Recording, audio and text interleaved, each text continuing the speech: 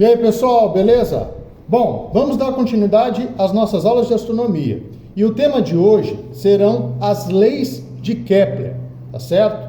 É muito importante essa parte porque na astronomia e no próprio conhecimento científico, nós tivemos que ter um rompimento com as crenças. E esse rompimento ele se deu especialmente nas discussões que levavam em consideração os movimentos da Terra. Então, a aula de hoje ela é muito especial para a ciência, né? Então, nós temos ali vamos entender como é que a ciência começou a ser construída a partir desses grandes pensadores. Mas, antes de mais nada, vamos fazer um breve link com a aula anterior.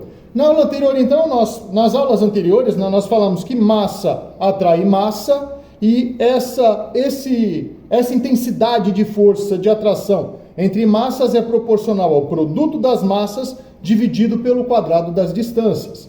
Vimos também a respeito do movimento circular e a sua relação com a astronomia. Vimos que a velocidade angular é a rapidez com que um corpo gira. E ela pode ser calculada como sendo a variação angular dividida pelo tempo. Quando nós pensamos que um corpo completa um ciclo, nós teremos então que esse corpo completou uma abertura angular de 2π radiano dividido pelo tempo que demora para ele completar esse ciclo, que nós chamamos de período, tá certo? Se você perdeu a aula anterior, dê uma olhadinha, é um tema bem interessante. E vimos também que existe uma relação entre a velocidade escalar, que é aquela velocidade que eu observo no velocímetro, e a velocidade angular, de modo que a velocidade escalar é igual à velocidade angular vezes o raio da trajetória, tá certo? Então, basicamente, esse foi o tema da aula anterior, e a partir desse tema a gente pôde verificar como que a gente calcula a velocidade de rotação da Terra, velocidade de translação da Terra e velocidade de translação ou rotação de qualquer outro corpo que perfaça um movimento circular, tá bom? Bom, vamos começar a aula de hoje falando de um cara chamado Nicolau Copérnico. Nicolau Copérnico era matemático e astrônomo. Também era monge, ele nascido na Polônia. Nicolau Copérnico, ele ganha uma grande importância quando ele começa a fazer descobertas importantes relacionadas ao movimento da Terra em torno do Sol. Até então, a ideia aceita era de Ptolomeu, onde a Terra era o centro do universo e todo o resto girava em torno da Terra, Essa ideia ela era muito aceita pela igreja à época, pois ela considerava que Deus fez tudo perfeito. Então, como sendo um sistema perfeito, o homem, filho de Deus, deveria, de ser o centro da criação e todo o resto girando ao redor dele. Copérnico, que era monge, era um religioso, ele não quis se comprometer muito com isso. Ele fez essa descoberta, ali idos de 1530, mas a publicação que gerou realmente esse conhecimento, que popularizou esse conhecimento, só veio em 1543, quando ele morreu. Ele mesmo não quis entrar nesses embates religiosos. Ele começou a sofrer algumas perseguições religiosas e a sua grande obra mesmo só foi publicada após a sua morte. E lógico, pessoal, que essa publicação da obra, onde nós temos ali o heliocentrismo, onde o Sol está no centro de tudo, e ele também descobre que as estrelas estavam muito, muito distantes se comparadas às distâncias dos planetas em relação à Terra. Então, todo esse conhecimento de Copérnico, ele ia de encontro ao que a igreja acreditava, E, de certa forma, ele passou ali tranquilo, na sua vida, mesmo porque a sua publicação, oficialmente, saiu só depois de sua morte. Porém, vieram outros que acabaram comprando essa ideia, popularizando e a defendendo. E isso foi um motivo, por exemplo, de Giordano Bruno ter sido acusado de heresia. Giordano Bruno, ele foi excomungado, é um sujeito muito interessante, pois ele contestou as ideias calvinistas e foi excomungado. Ele plagiou o trabalho de um colega em Oxford, foi expulso da faculdade. E também foi excomungado pela igreja luterana. Então ele era um cara bem difícil, E dadas as ideias, que ele defendeu de Copérnico, ele afirmava que o Sol estava que o Sol estava no centro do universo e contrariava a questão geocêntrica da igreja. E esse questionamento, logicamente, que Giordano Bruno foi acusado de blasfêmia, conduta imoral e heresia aos dogmas católicos. Entre outras afirmações, além dele dizer que ele dizia, isso, devia de ser um grande incômodo para a igreja, que os ensinamentos morais, a Bíblia deveria ser interpretada a partir dos seus ensinamentos morais e evitar falar de ciência, porque sempre iria ter uma contradição entre religião e ciência. E também ele falava sobre a possibilidade de outros mundos, defendia que o universo era infinito e estava inacabado, e que a obra perfeita de Deus ainda estava para ser concluída, e lógico que a igreja não gostou dessas afirmações. E isso, infelizmente, levou o nosso amigo à morte, Ele foi, então, queimado vivo. Aliás, olhando esta figura, do Giordano Bruno, eu acho que ele lembra alguém, Aí eu gostaria que vocês depois colocassem ali no nosso fórum, nos nossos comentários, quem que você acha que Giordano Bruno parece, Eu acho aí a galera aí que curte aí jogar um videogame deve conhecer essa figura. Giordano Bruno, se estivesse vivendo nos dias de hoje, seria aquele cara que a gente chama, de cancelado, Ele foi cancelado diversas vezes e por várias coisas que ele fez. Mas uma afirmação que ele fez foi muito importante. Na minha concepção, ela foi um primeiro homem que começou a trazer a questão de se separar religião de ciência. Essa foi a maior contribuição. Ele dizia que a Bíblia deveria ser interpretada pelos seus ensinamentos morais e não trazendo concepções científicas, que essas concepções científicas deveriam ser dadas, logicamente, pela ciência. Bom, continuando o nosso estudo, vamos falar um pouquinho sobre Kepler. Kepler, ele era um astrônomo e matemático e também era médico e astrólogo, Aliás, os grandes homens da ciência naquela época, eles jogavam em várias posições, Então, basicamente, ele trabalhou para Tycho Brahe, ele era assistente de astrônomo, ele era assistente do Tycho Brahe, e ele teve acesso a vários dados observacionais ali de Tycho Brahe. E ele analisando esses dados e tendo a oportunidade também de fazer observações, ele chegou a algumas conclusões. Bom, então Kepler, ele fez uma publicação bem polêmica, que acabou gerando uma grande perseguição por parte da igreja, onde ele trazia as suas ideias. Um dos questionamentos feitos por Kepler foi a questão de ele realmente considerar como verdadeira, a partir de suas observações, as ideias de Copérnico, que o centro, que o sistema deveria ser heliocêntrico com o Sol no seu centro. E observando os planetas e anotando diversos dados, e mais dados que ele teve acesso a partir do astrônomo principal, que era Tycho Brahe, que acaba falecendo e deixando todos os dados para ele, ele pôde perceber, primeiro, a partir da observação do movimento do planeta Marte, de que os planetas eles descreviam órbitas elípticas. Tá certo? Então, o movimento dos planetas em torno do Sol perfazia uma elipse. Então, olha só, primeiro, ele racha com um conceito de que a Terra é o centro do universo, que era defendido pela igreja, foi o motivo que Giordano Bruno acabou morrendo na fogueira. Ele também trouxe, a primeira concepção foi essa, que a Terra, assim como todos os outros planetas, giravam em torno do Sol, sendo que o Sol estaria em um dos focos dessa elipse. Então, a Terra se movimenta, a Terra e todos os demais planetas fazem movimentos elípticos em torno do Sol, sendo o Sol sobre um dos focos.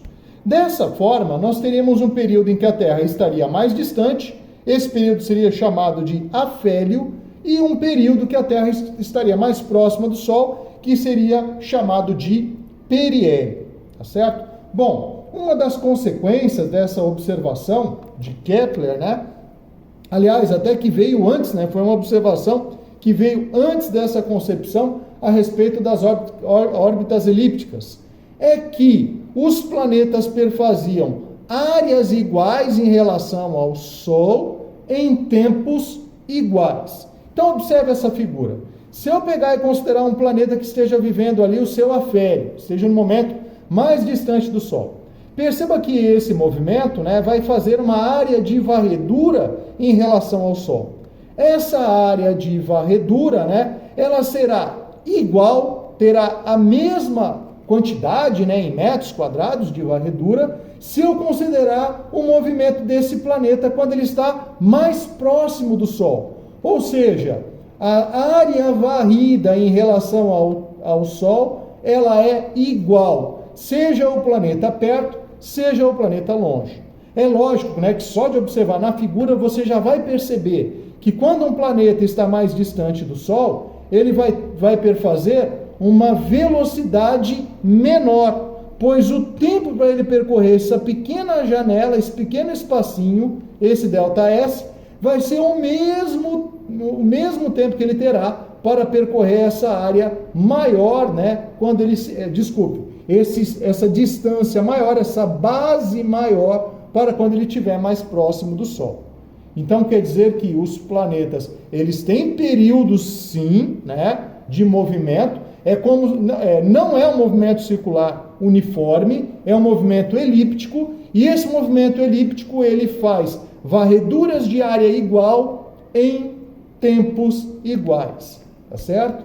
Bom, vindo aqui então para essa tabela, né, nós vamos ver que os dados que Tycho Brahe acabou passando para Kepler, e também ele fez milhares de observações, levavam a essa relação. Ele observando aqui o tempo que demorava para cada planeta perfazer ali uma volta em torno do Sol, né? Ele fazendo essa análise, ele chegou à conclusão da lei dos períodos, ou seja, o quadrado dos períodos dividido pelo cubo do raio era igual a uma constante. Então veja só, para o exemplo aqui, vamos pegar um planeta qualquer, a planeta Terra. Ele demora 1 ano para poder completar uma volta em torno do Sol, e podemos considerar que ele tem uma distância média, né, um raio médio, de 1 unidade astronômica. Logo, quando você divide t ao quadrado sobre r ao cubo, você chega ao número 1.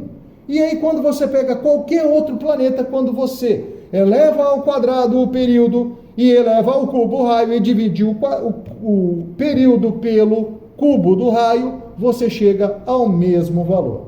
Essa ficou conhecida como sendo a lei dos períodos de Kepler, onde t ao quadrado sobre r ao cubo é igual a uma constante. Perceba que se você conhece o período de um planeta e você sabe que essa constante vai ser sempre igual, você, por comparação, pode achar o período de qualquer outro planeta. Por exemplo, a vida de Kepler não foi muito longa, mas foi possível ele prever, né, que o período de movimento de Netuno seria de 165,4 anos. Ou seja, 165,4 anos é o tempo que demora para Netuno completar uma volta em torno do Sol. Então essas leis de Kepler trouxeram várias conclusões, foram muito importantes, mas acabaram gerando uma perseguição bem incômoda para esses cientistas que tentaram fazer essa ruptura com a religião, separando ciência de religião. Então, pessoal, o que eu tinha para falar sobre leis de Kepler era basicamente isso. Uma outra consideração importante que a gente pode fazer é a seguinte: quando a gente considera uma trajetória, né, um planeta fazendo um movimento circular em torno de uma estrela, nós vamos perceber, né, poderíamos pegar um pequenino período de movimento desse planeta. Então nós verificamos que o planeta ele tem a velocidade tangencial em uma direção, tá certo? E dado uma variação angular, a direção da velocidade ela muda, pois nós consideramos que para pequenas aberturas angulares, esse astro está fazendo um movimento circular. E aí, pessoal, vai surgir uma coisa muito interessante. Se você tem variação de velocidade, você vai ter o que nós chamamos de aceleração. Perceba que V1 está vindo numa direção, e um pouquinho depois, dada a trajetória circular, V2 já está em outra direção. Então esse astro, ele sofreu uma diferença, uma variação de velocidade. Quando eu comparo esses dois vetores velocidades e o ângulo dessa variação, eu poderia fazer essa representação aqui. Eu teria então uma aceleração, que é uma variação de velocidade observada dentro de um certo período. Mas perceba que esses dois triângulos formados aqui, eles são iguais.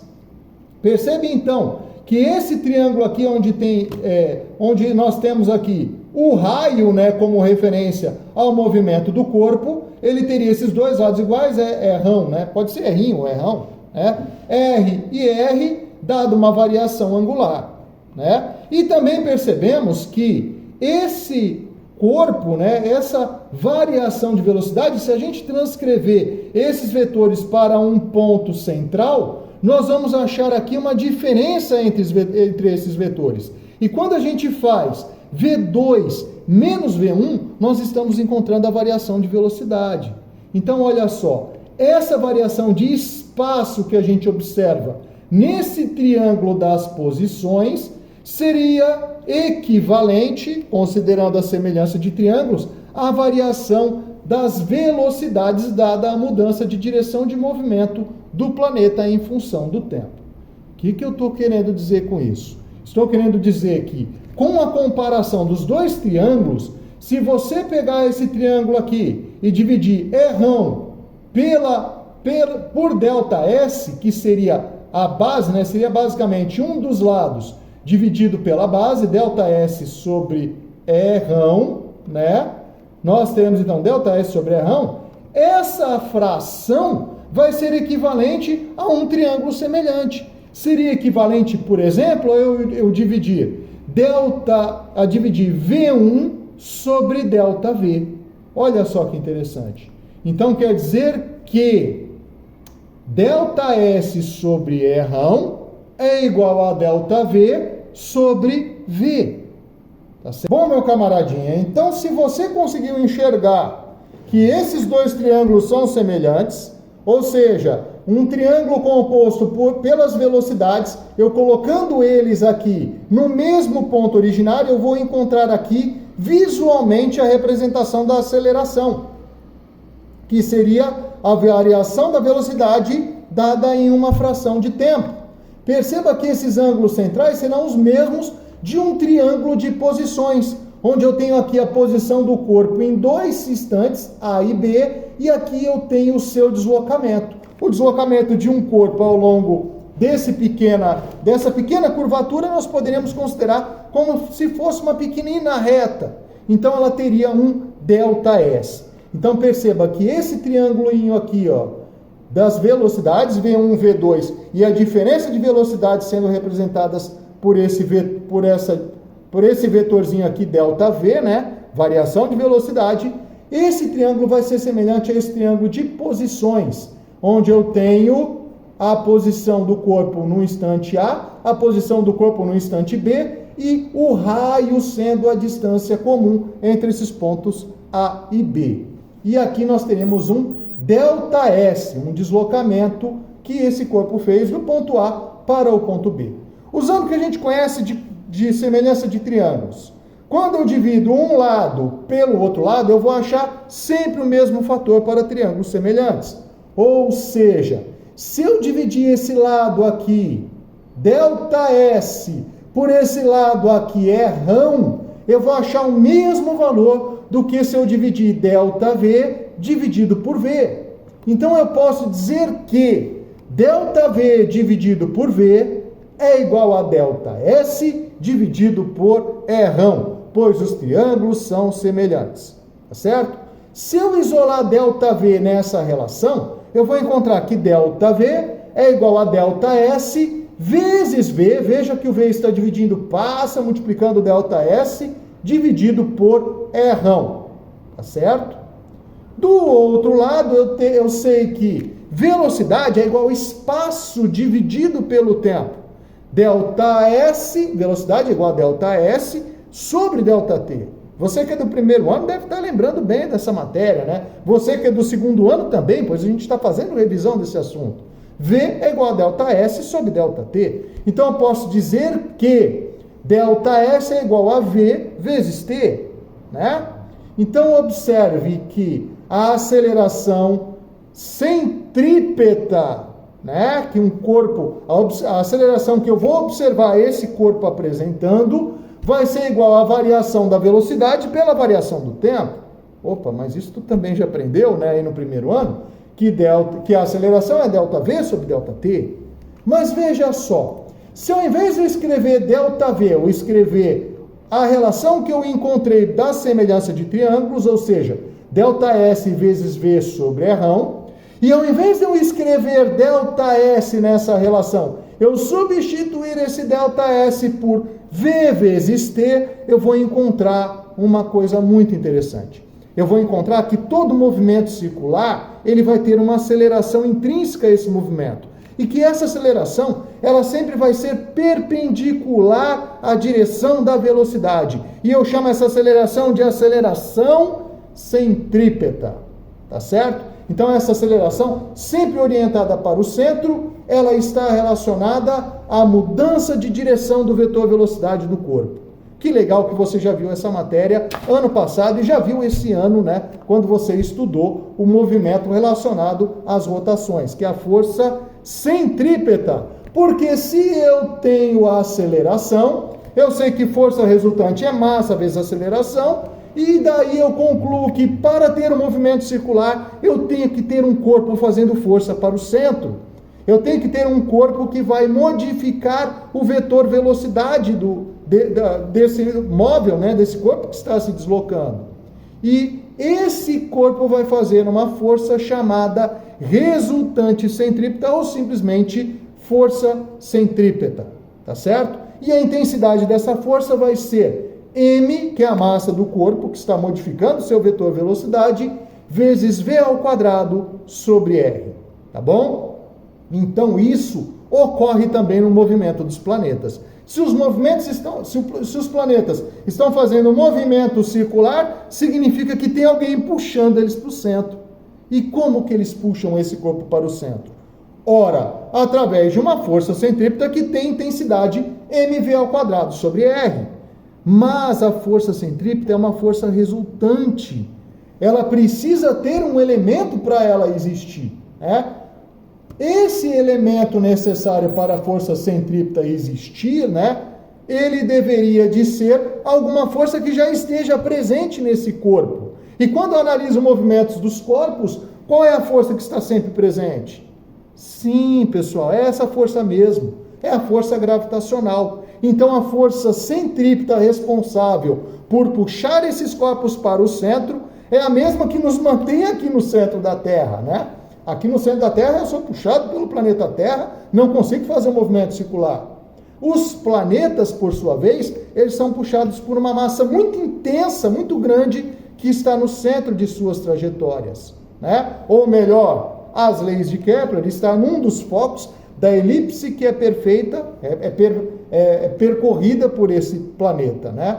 Então essa força centrípeta, sendo a força gravitacional, quando igualamos o que nós sabemos de força centrípeta, que é mv ao quadrado sobre r, com a força da gravidade, que seria a força relacionada à atração dos corpos, que seria Gzão, emão eminho sobre d ao quadrado, onde essa distância seria o próprio raio da trajetória desse planeta em relação ao corpo atrativo, que no caso é o Sol, né? Nós vamos verificar que igualando as duas equações, que v ao quadrado sobre r é igual a Gzão emão sobre d ao quadrado. Só que essa distância é o próprio raio da trajetória. Se eu considerar que velocidade escalar, né, pode ser escrita em termos do raio de uma trajetória, ou seja, eu posso dizer que a velocidade escalar, Vzão, é igual a 2πr dividido pelo período, pelo tempo que demora para se completar um ciclo. Nós vimos isso na nossa última aula, né? Nós vamos poder finalmente encontrar, né, substituir esse valor na equação da força centrípeta e vamos chegar à incrível conclusão de que o quadrado do período dividido pelo cubo do raio é sempre igual a uma constante. Ah, que interessante. Então, quer dizer que nós chegamos pela lei da gravitação de Newton e pelo movimento circular e pela consequente existência de uma força centrípeta, que essa força centrípeta, ela é a própria força gravitacional que mantém a trajetória quase circular dos corpos, que eles vão acabar perfazendo uma elipse. Tudo bem, pessoal? Caramba, essa aula, ela é muito legal. E quando a gente pega e divide T ao quadrado sobre R ao cubo, a gente vai achar que essa constante, que Kepler já havia falado que era constante, mas ele fez isso pelas suas observações, pelas suas anotações, elas batem com a questão algébrica do conhecimento científico de Newton. E a gente vai depois revisitar esse conteúdo. Tudo bem? Ou seja, T ao quadrado sobre R ao cubo vai ser igual a 4, que é uma constante, é um número, né? Vezes π ao quadrado, é um número irracional, mas é constante, dividido pela constante da gravitação universal, constante também, né? Vezes o emão, que seria a massa central atrativa. Que se a gente considerar o nosso sistema solar, essa massa central atrativa, ela seria o próprio Sol. Tudo bem? Bom, pessoal, basicamente era isso que eu queria falar na aula de hoje. Eu espero que não tenha sido muito pesado, né? A gente, então, basicamente, a gente foi lá no movimento circular, trouxe a concepção da força centrípeta e, a partir da força centrípeta, a gente provou as leis de Kepler, era o objetivo da nossa aula de hoje. É lógico, né, que se você teve muita dificuldade com essa parte matemática, o que você pode guardar dessa aula? Que o quadrado dos períodos dividido pelo cubo do raio é sempre constante. E a partir da comparação desse dado com de algum outro planeta, nós podemos completar essas informações, tá certo? E nos exercícios vocês vão verificar que isso é muito fácil de fazer, tá bom? Bom, pessoal, eu fico por aqui, né? A aula de hoje foi mais teórica, né? Eu espero que você tenha aproveitado. Também teve um lado ali de história que eu acho que é muito interessante. Fique à vontade para poder pesquisar e trazer qualquer dúvida a respeito desse assunto. Um grande abraço e até a próxima aula.